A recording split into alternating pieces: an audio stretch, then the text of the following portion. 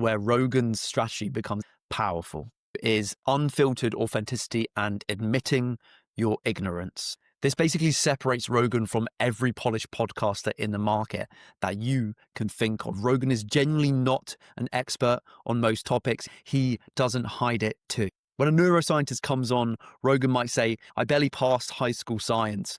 Help me understand this. Explain it like I'm stupid. He admits it straight away. When an AI researcher joins, Rogan admits he fully doesn't understand neural networks. He asks beginner questions that millions of listeners also thinking themselves. Why does this matter? Well, let me give you another example before we get onto that. When a physicist discusses quantum mechanics, Rogan would probably stop them and say, wait, that doesn't make sense. Rewind, just so he can fully understand what's going on, rather than just nodding his head, pretending like he understands what the person is telling him. This is radically different from a traditional interview format. Most polished interviewers maintain a veneer of expertise. They are smart sounding questions to signal intelligence to the audience. Rogan does the complete opposite. He signals curiosity instead. And here's what happens. The guest stops performing and actually starts teaching Rogan.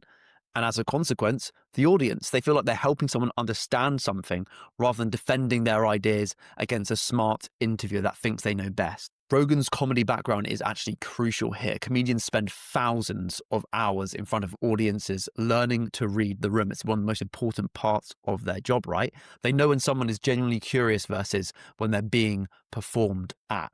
And guess what? Rogan's authenticity isn't an act. It's trained through decades of stand-up. He knows exactly when to pause, when to question, when to push back, and when to back off from the guest during the conversation.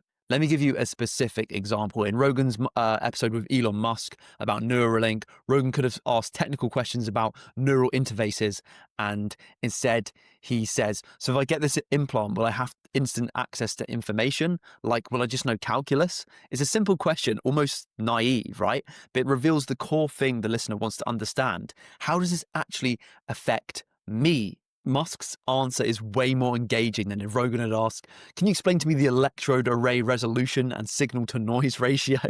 The naive question gets better content and a more authentic conversation, which is the most important part of your podcast. You want to have the most authentic conversations as possible.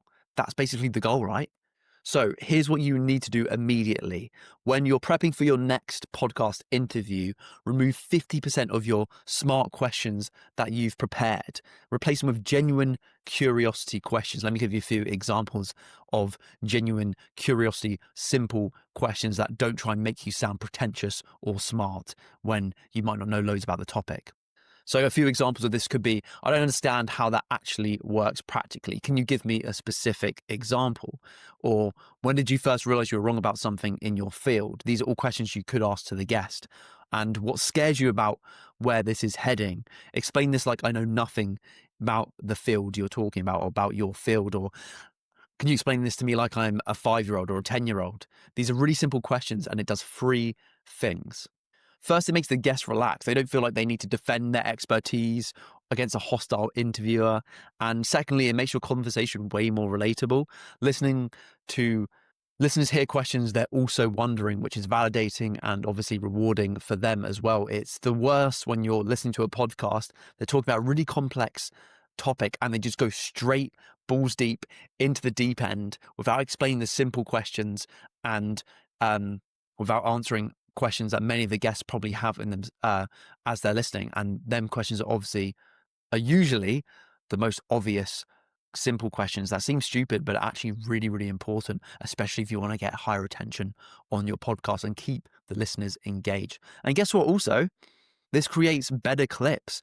The moment your guest simplifies a complex concept into something the listener can understand, that's a viral clip.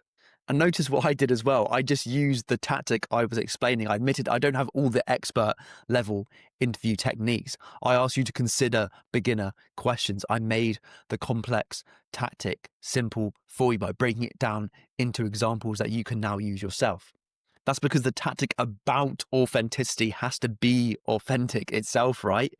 But here's what most people still get wrong about Joe Rogan's approach. Authenticity without direction is purely just rambling. Rogan has something most other podcasters don't, a framework for where to take the rest of the conversation. So tactic 3 is diverse guest selection and radical range. The core principle starts with an example. If you look at Rogan's episode list, the variety is insane. One episode he's talking to Elon Musk about Mars colonization. The next episode he's talking to a comedian about failed relationships. Then a neuroscientist about consciousness. Then a UFC fighter about training. Then a conspiracy theorist about aliens. This isn't just random though, it's actually strategic. Most podcasters pick a lane: technology podcast, business podcast, comedy podcast, psychology podcast. Rogan picked all lanes in one show. But why does this work? Because different people are interested in different topics, right? But if you only cover one topic, you're only going to attract one type of listener. Your growth will plateau and it will be predetermined. Your growth plateau is predetermined if you only stick with one lane because there's a cap to the size of that audience. Rogan's diversity means a tech entrepreneur will listen to the Elon Musk episodes and then stay for the sports episodes, or a fitness enthusiast will stay to listen for the athlete interviews, but then will also watch the health interviews after that. And then a curious generalist knows what they get, so they keep returning for more. This creates a why not psychology. Listeners can predict what's coming next, so they can show up regularly just to see who's on. And here's some of the data. Rogan's most watched episodes aren't always with the biggest guests. His episode with Steven Pinker, a neuroscientist and author, got 2.3 million views. And his episode with Joey Diaz, a comedian, got 1.8 million views. And then obviously his most recent episode with Elon Musk got 7 million views, which is obviously a massive name. So I'm not surprised it got so many views. But, and this is crucial, those numbers are all massive because Rogan's audience is so diverse that everyone is interested in at least some of his content. Compare that to, let's say, AI podcast. It only covers AI, and if you're not interested in AI, you won't listen. Your growth is capped at the total size of the AI population.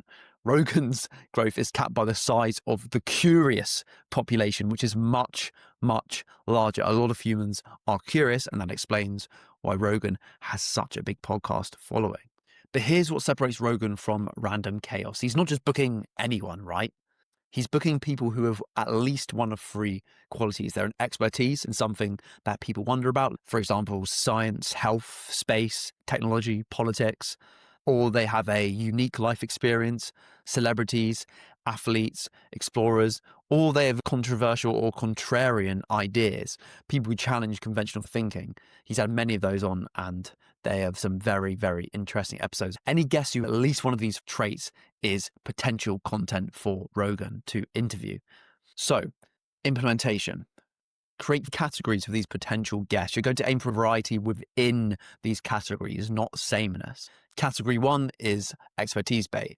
Expertise based. What fields are you curious about? Book experts in those fields, even if they're not famous. You know, an expert or a neuroscientist with 5,000 Twitter followers will be way more interesting than a celebrity with no story. And then category 2 is experience based.